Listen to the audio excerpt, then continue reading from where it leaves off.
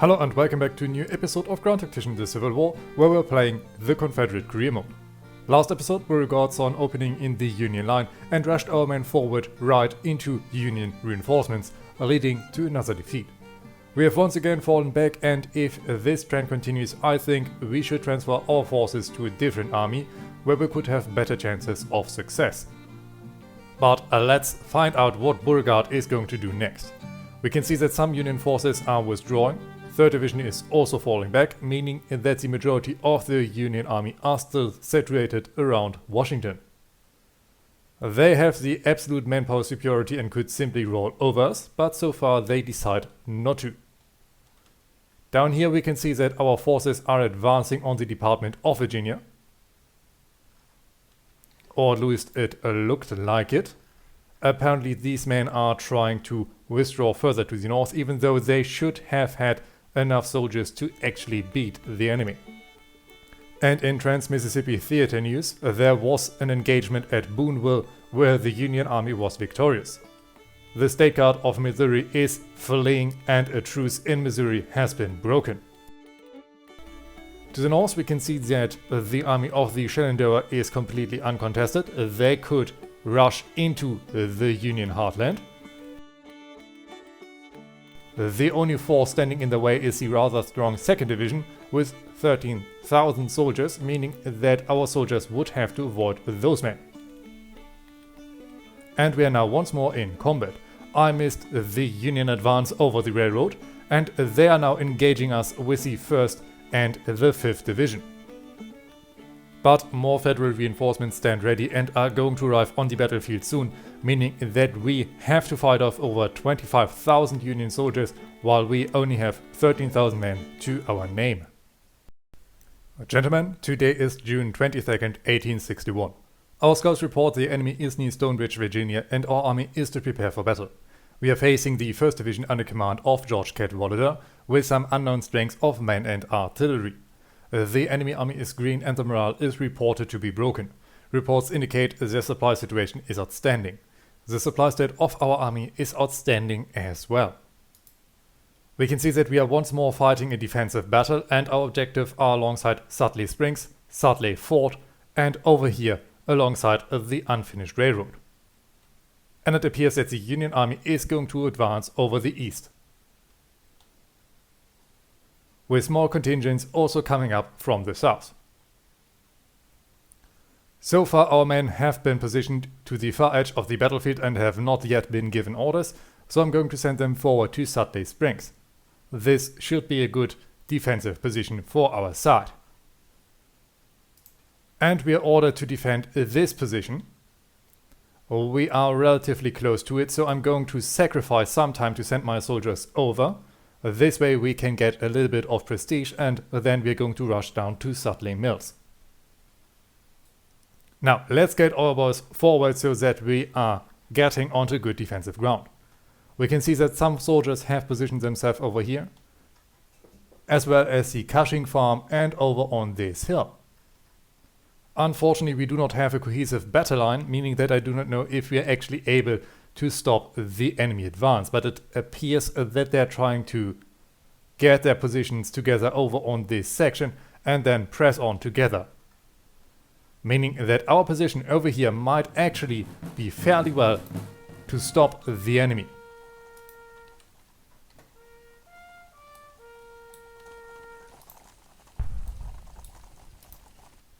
We can see over here that the 7th Brigade has been positioned as a rearguard. They only have 700 soldiers, and it looks like they might try to attempt a flanking attack on the advancing Union column. And we will soon find out if they're going to go over the Poplar Fort or if they're really trying to advance towards Sudley Church. Our soldiers have been positioned in ambush position so that we can shell the enemy once they try to cross. Let's get these boys over a little bit. This way we should hopefully get a good flanking position on this side, and our artillery is also set up to greet the enemy. But they also need to shift slightly.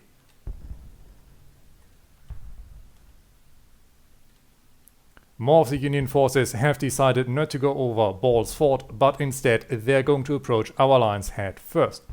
And it looks like they're able to outflank this brigade if they are not going to move.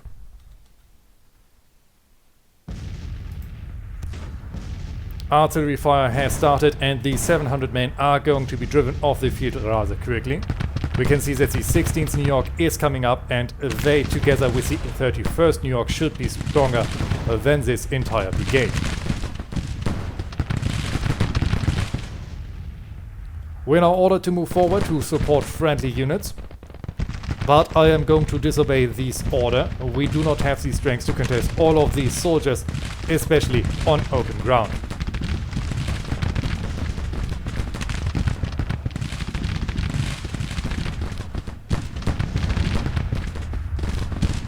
We can see that the 6th Brigade also rushed forward, but they're also not strong enough to hold the enemy back. Some of the Union forces are temporarily withdrawing just to reposition.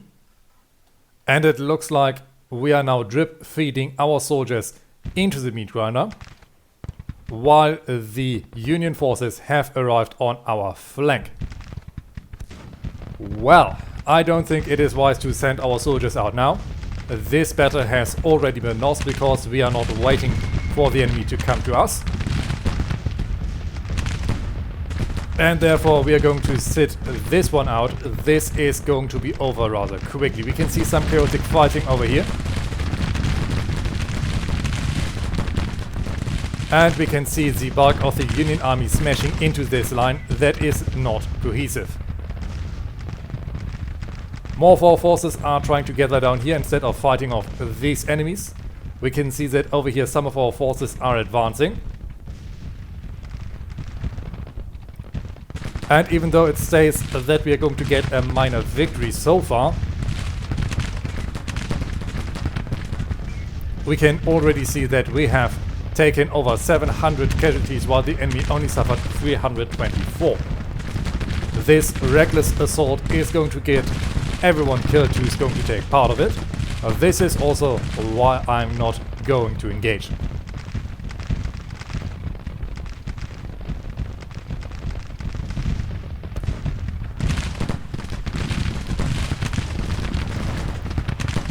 The Union has a very good defensive position on this hill. They're simply raining it down on our soldiers that are exposed in the open.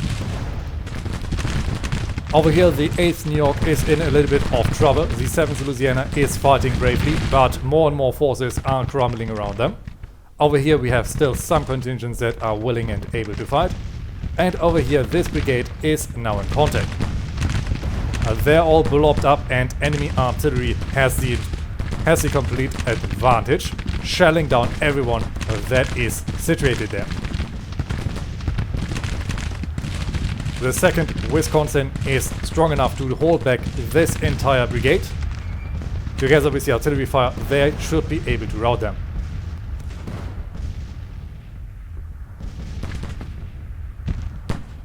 We have now taken over 1,500 casualties and the Union is starting to push back our remaining soldiers.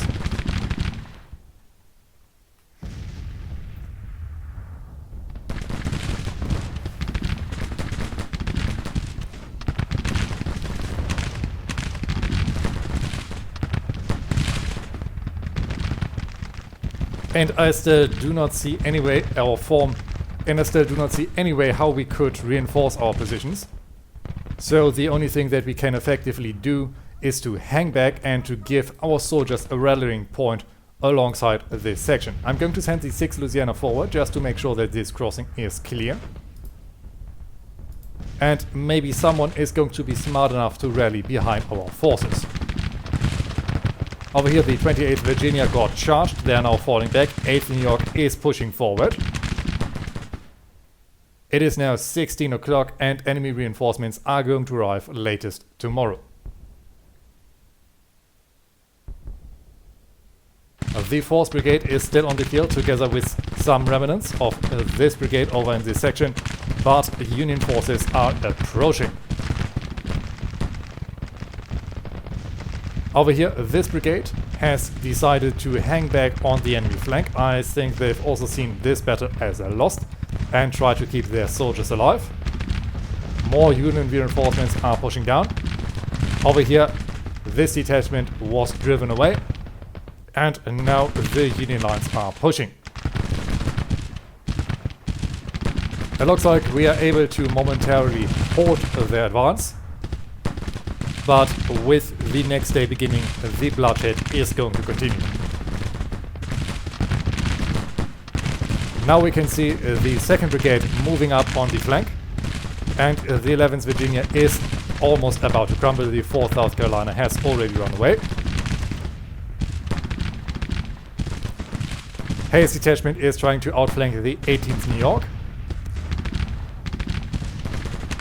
Not that it would matter.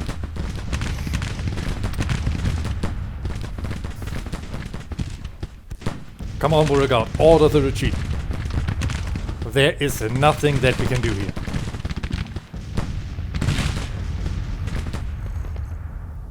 The next day is about to begin, and during the night some of our forces have pulled back. And it looks like finally those soldiers are trying to gather alongside our position. Our men have still dug in. We are basically the only unit that has not seen combat yet. And we are about to make our final stand once the Union forces have arrived. They are now pressing our flanks very hard.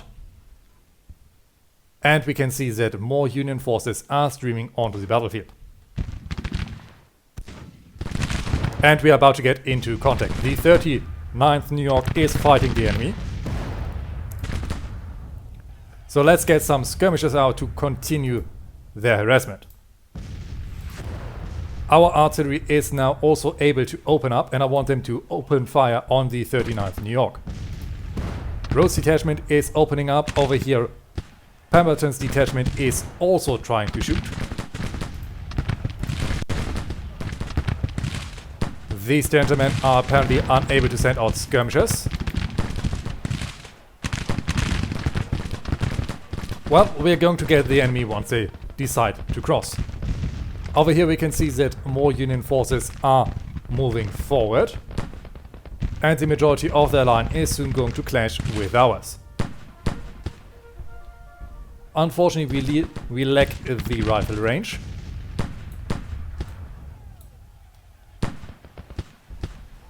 But maybe we are still able to inflict some heavy casualties once they get into the water. As long as the enemy doesn't have rifles, we should be in the clear.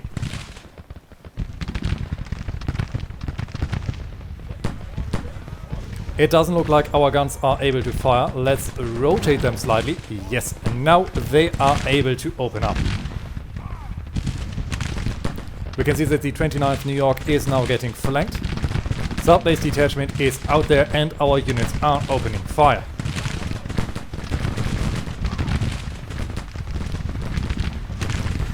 At least we are able to bloody some Yankee noses, even though this battle cannot be saved from defeat.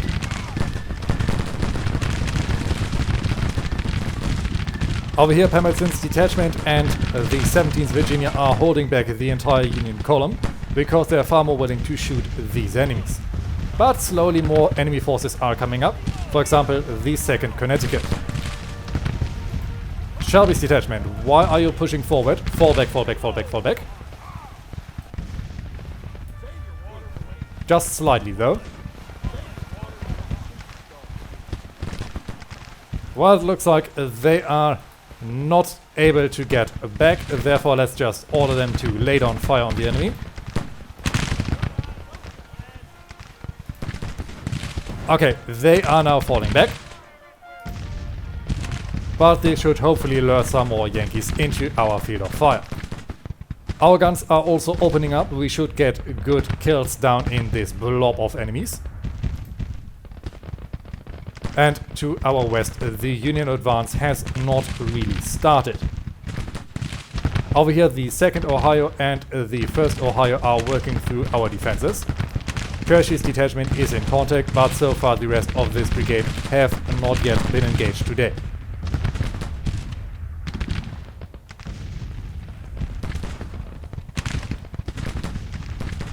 Now the question that remains is, does the Union have rifles? It appears that some of their forces have rifles and can actually hit us.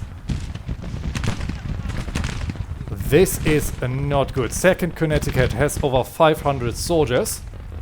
And back there another unit seems to have rifled muskets. Okay then, we are going to send some of our men forward and try to drive back these units to entice the enemy to push forward. Maybe this will work, maybe this is an absolute mistake. Allegedly, the men from Alabama are flanked. They are flanked by the 2nd US Cavalry. Are they even able to hit their target? It does not seem like it. Okay, gentlemen, retreat. Nothing that we can do over here.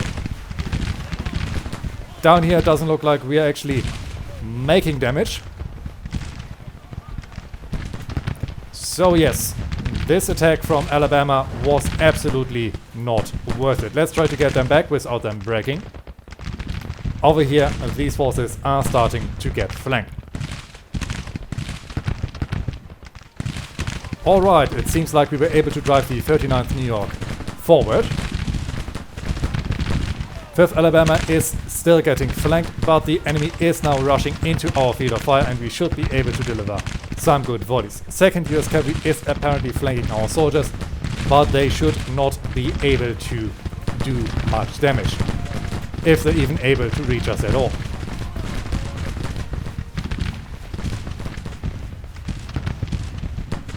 Maybe we can get the men from Louisiana down. They should hopefully get the range advantage over the 2nd US, driving this cavalry unit back, protecting our flank.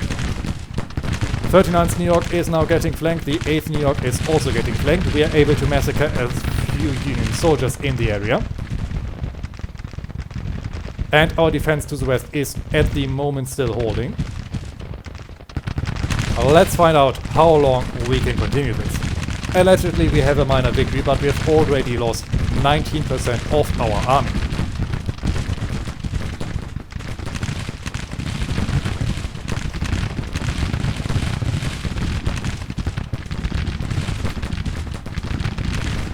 And these men from Alabama and these men from Louisiana aren't able to hit the 2nd US. But therefore the 39th is withdrawing through our own lines. Can we try to charge them down? We are taking some casualties. And we are inflicting multiple on the 39th New York.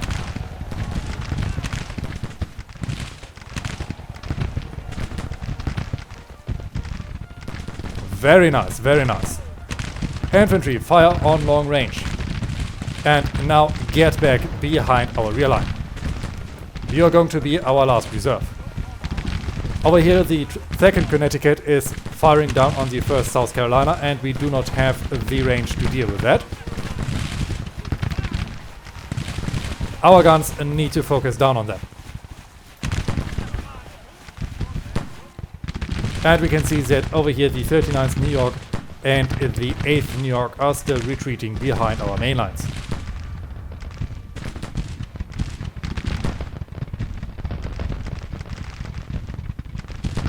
To our north we can see that the 2nd Ohio is also withdrawing behind our lines.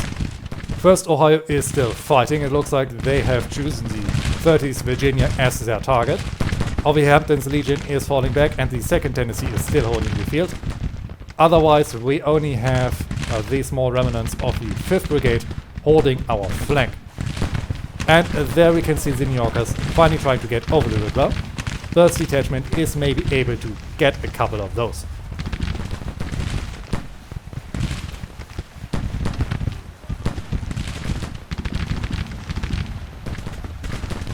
And I wonder if we need to get our guns further on this side to more effectively hit the enemy. We can now see that they're bringing the 3rd US artillery up. And we have the 18th Mississippi withdrawn. And it looks like Terry's detachment is rushing out to be greeted by our fire. 2nd US Cavalry is not able to hit us. Very good.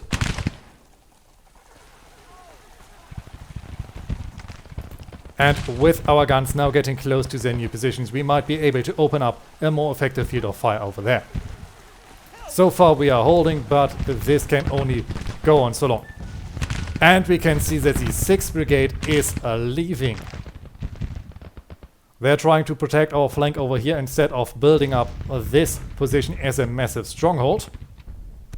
Meaning that we are now left massively under strength.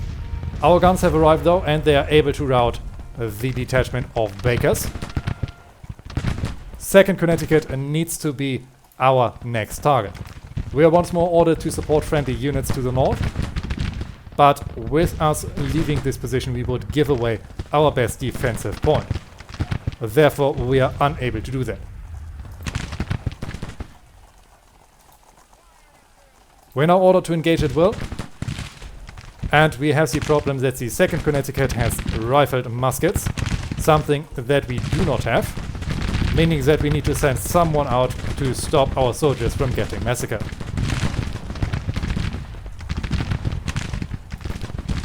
Let's hope that these artillery pieces are able to hit them.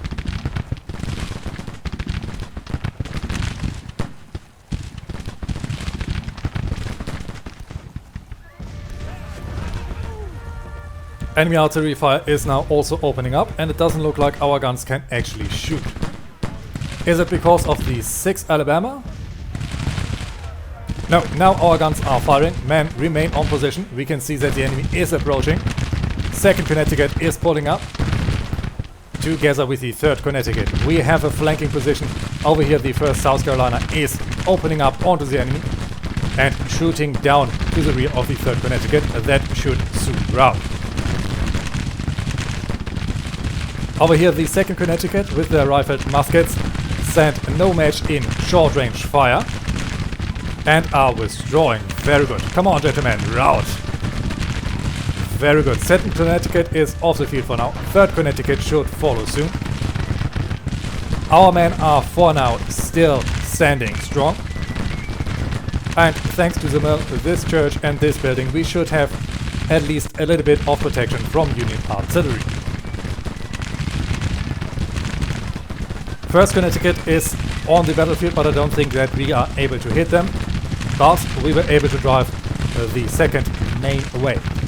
1st South Carolina is now opening up on the flank of the men from Connecticut that are now also falling back. Very good men, I am proud of you. 5th Alabama took massive casualties. They have lost 73 of their 364 soldiers. But so far we are still holding. We are still looking at a minor victory, but we have lost over 22% of our force. And I believe once we have taken over 25% casualties, it will automatically count as a major defeat. But luckily we were also able to inflict 2,100 casualties onto our enemies. Over here some remnants of the Union Army are trying to withdraw, the 18th New York. And we can see that many more Union forces are moving up over here. It looks like they're now trying to get to the unfinished railroad, take this objective and then try to push south. I still don't believe that we can win this engagement, but we are going to give the enemy a hell of a fight. Our artillery is now targeting the 2nd US.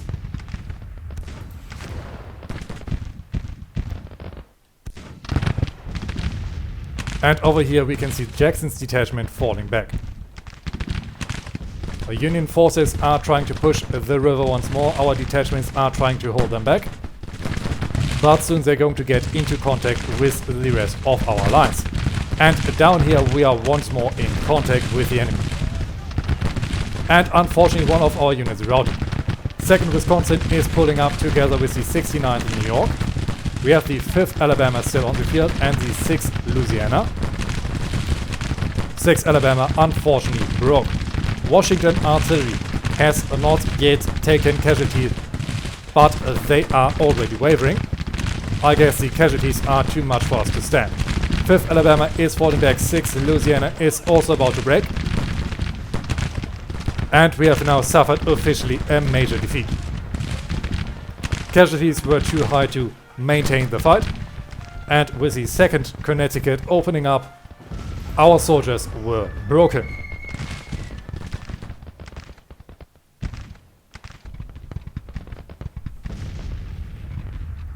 Well, it was pretty clear from the beginning that this is going to be a defeat, but at least we have held a lot longer than in previous fights, and we have caused a lot more casualties. Still, I'm a little bit disappointed because I believe if Beauregard would have ordered our soldiers to remain on defensive ground and utilize, for example, the unfinished railroad and this position alongside Sudley Springs, we could have inflicted a lot more casualties onto the enemy and maybe even win a minor victory.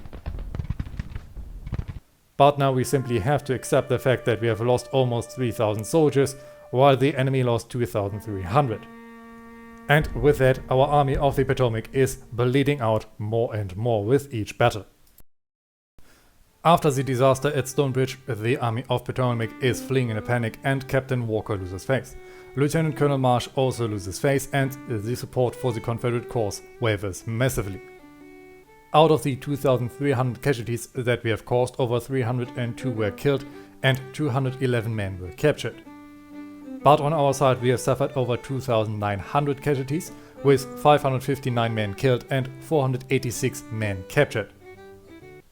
This is a massive problem for our army, as we are now running out of soldiers.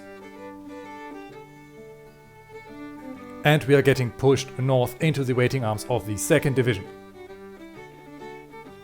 Union forces are now moving forward to Frederick, and it looks like they might want to get down to Winchester. Over here we have some soldiers from the army of the Shenandoah moving up. Maybe they want to get into Cumberland.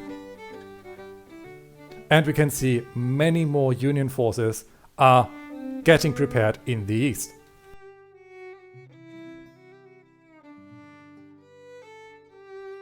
Our army is getting pressed further to the north, and the way down to Fredericksburg is open. After this disaster and many more on the horizon, it looks like the Confederate rebellion is more of a summer fever and not a glorious second war of independence. But this has to be it for now. I hope you have enjoyed this episode, and until we meet again, I wish you all a great time.